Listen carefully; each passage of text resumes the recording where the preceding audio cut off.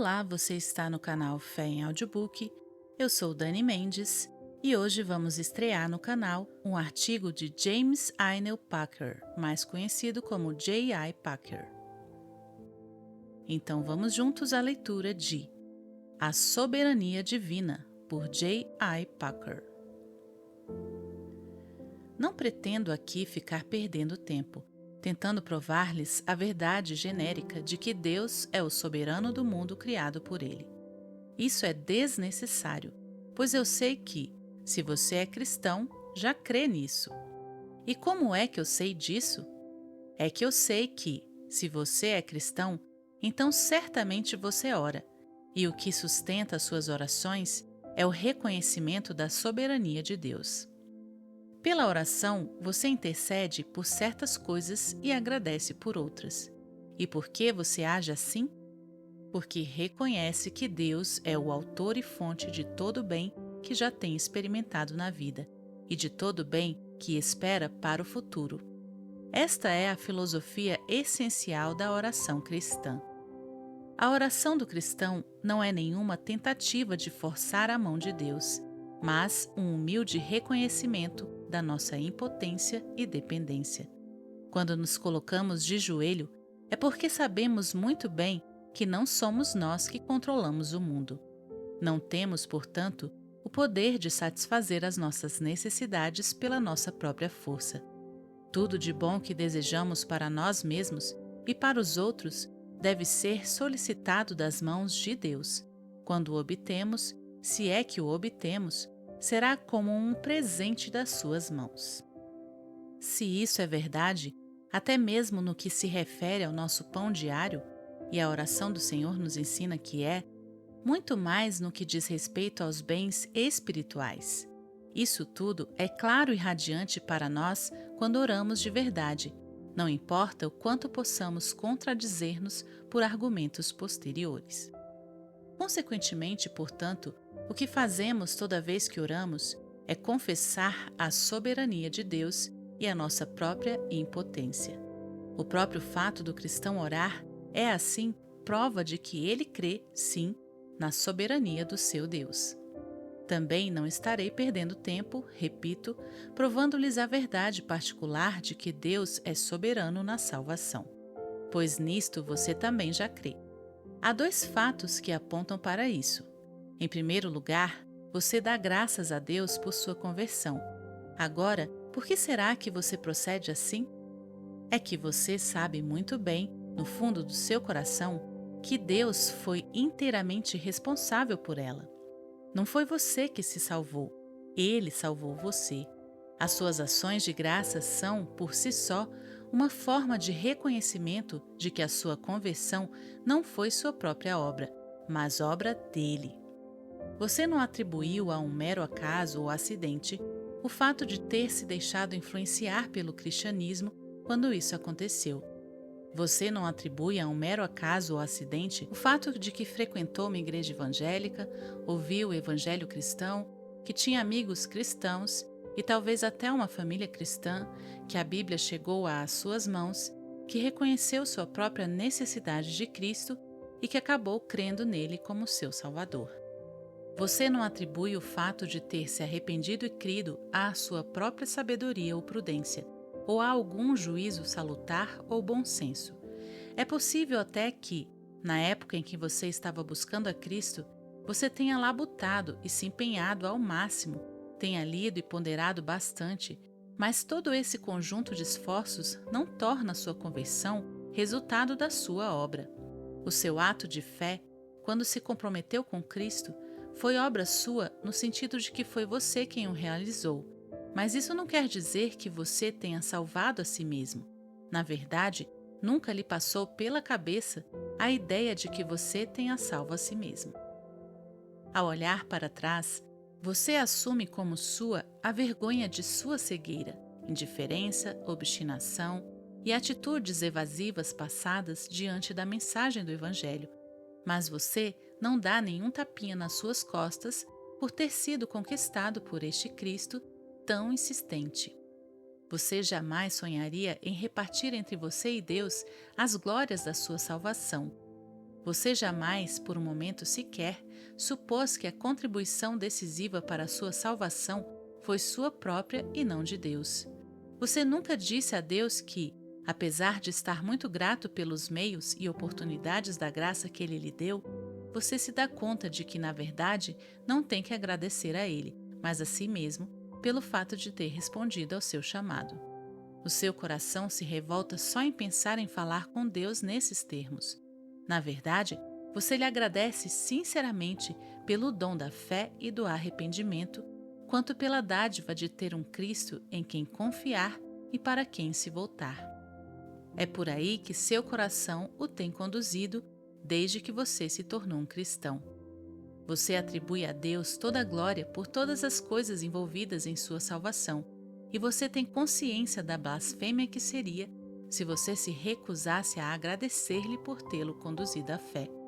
Assim, você reconhece a soberania da graça divina pela forma como você pensa e dá graças por sua conversão, e qualquer cristão no mundo age da mesma maneira. Neste contexto, seria bastante esclarecedor refletirmos sobre o testemunho de Charles Simeon acerca da sua conversão através de John Wesley em 20 de dezembro de 1784. A data encontra-se especificada no Wesley's Journal. Meu caro, eu entendo que você é o que chamam de arminiano, e certas pessoas me chamam de calvinista, e por isso mesmo suponho que as pessoas esperam ver-nos prontos para brigar um contra o outro. Mas, antes de eu consentir em que se dê início ao combate, com sua licença, gostaria de lhe fazer algumas perguntas. Diga-me, por favor, você sente que é uma criatura tão depravada, mas tão depravada, que nunca teria pensado em voltar para Deus se Deus já não tivesse posto isso em seu coração antes? É verdade, diz o veterano, é isso mesmo. E você também se sentiria totalmente perdido se tivesse que recomendar-se a Deus baseado em alguma coisa que você pudesse fazer e considera a salvação como algo que se deu exclusivamente pelo sangue e justiça de Cristo? Sim, exclusivamente por Cristo. Mas então, meu caro, partindo do pressuposto de que você foi inicialmente salvo por Cristo, será que ainda assim você não teria que subsequentemente, de uma forma ou de outra, salvar-se a si mesmo por suas próprias obras? É claro que não, pois eu devo ser salvo por Cristo do princípio ao fim.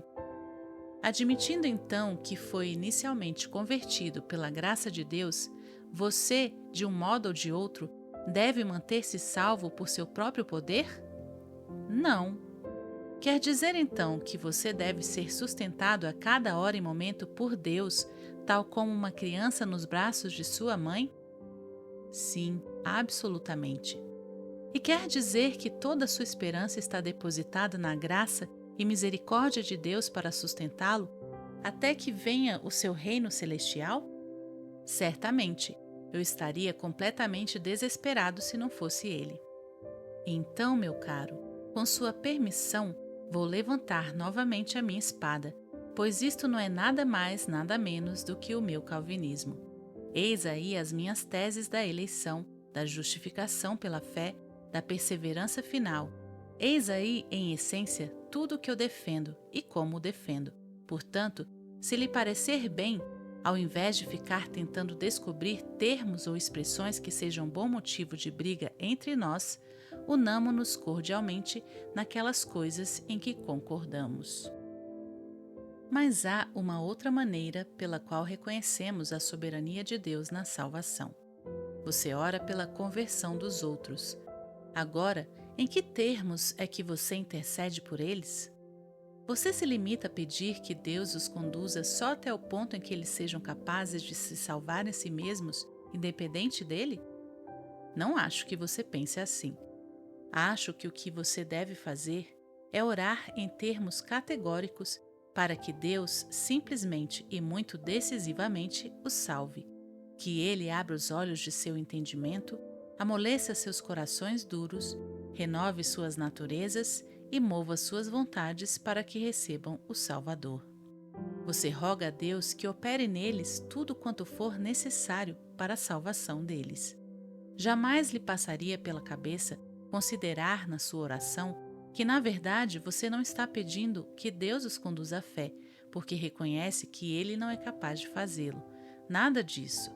Quando você ora pelas pessoas não convertidas, você o faz pressupondo que é no poder de Deus que eles são conduzidos à fé. Você roga para que Ele faça precisamente isso. Sua confiança em pedir repousa sobre a certeza de que Ele é capaz de fazer o que você pede. E de fato Ele é. Esta convicção que motiva suas intercessões é a verdade do próprio Deus, escrita em seu coração pelo Espírito Santo. Na oração, portanto, e quando o cristão ora está em seu estado mais são e sábio, você sabe que é Deus quem salva os homens. Você sabe que o que faz os homens se voltarem a Deus é a própria obra graciosa dele de atraí-los para junto de si, e o conteúdo de suas orações é determinado por este conhecimento. Assim, você reconhece e confessa a soberania da graça de Deus através de sua prática de intercessão, da mesma forma que pela ação de graças por sua própria conversão. Assim procedem todos os cristãos em toda parte. Há uma controvérsia milenar no meio da Igreja sobre se Deus é realmente o Senhor em relação à conduta humana e à fé salvadora ou não. O que foi dito mostra-nos que tipo de postura que devemos assumir diante dessa controvérsia. As coisas não são do jeito que parecem, pois não é verdade que alguns cristãos creem na soberania divina, enquanto outros sustentam uma tese contrária. A verdade é que todos os cristãos creem na soberania divina. Acontece que alguns não estão conscientes de que creem nisso, equivocadamente imaginam e insistem que a rejeitam. Qual a razão para este lastimável estado de coisas? A causa de tudo isso é a mesma que se encontra na maior parte dos casos de equívoco da Igreja: a influência de especulações racionalistas, o desejo apaixonado por manter uma coerência sistemática, a relutância em reconhecer a existência do mistério e em deixar Deus ser mais sábio do que os homens, e a consequente subordinação das Escrituras às supostas exigências da lógica humana. As pessoas até reconhecem que a Bíblia ensina que o homem tem responsabilidade pelas suas ações, mas não veem, e os homens na verdade não podem ver, como isso é coerente com a soberania do senhorio de Deus sobre essas mesmas ações. Elas não se conformam em deixar as duas verdades conviverem lado a lado, como elas fazem nas Escrituras, mas partem logo para a conclusão precipitada de que, para sustentar a verdade bíblica da responsabilidade humana, são obrigados a rejeitar a doutrina igualmente bíblica e verdadeira da soberania divina e a inventar uma explicação para o grande número de textos que a ensinam. O desejo de reduzir o conteúdo da Bíblia, eliminando todos os mistérios, é uma tendência natural das nossas mentes corruptas, e não é surpreendente que até homens considerados bons já tenham caído vítimas disso. Daí toda essa insistente e preocupante controvérsia. A ironia da situação, entretanto, é que quando perguntamos como é que os representantes de ambos os lados praticam a sua oração, torna-se claro que aqueles que professam negar a soberania de Deus, na verdade, creem tão fortemente nela quanto os que a defendem. E como é que você ora? Você roga a Deus por seu pão diário? Você agradece a Deus por sua conversão? Você ora pela conversão dos outros? Se a resposta é não, só posso dizer que acho que você ainda não nasceu de novo. Mas, se a resposta é sim, bem, então isso prova que, não importa de que lado do debate sobre essa questão você diga que se colocou no passado, o fato é que, em seu coração, você crê na soberania de Deus tão firmemente quanto qualquer outra pessoa. Enquanto estivermos sobre nossos próprios pés, podemos até levantar vários argumentos em torno da questão, mas quando de joelhos, estamos todos de acordo. É este ponto de comum acordo do qual as nossas orações são prova, que eu tomo como nosso ponto de partida. Este foi um trecho do e-book A Evangelização e a Soberania de Deus. Atributos de Deus, J.I. Packer. Espero que você tenha sido edificado com este pequeno trecho, que o Senhor te abençoe e até a próxima leitura.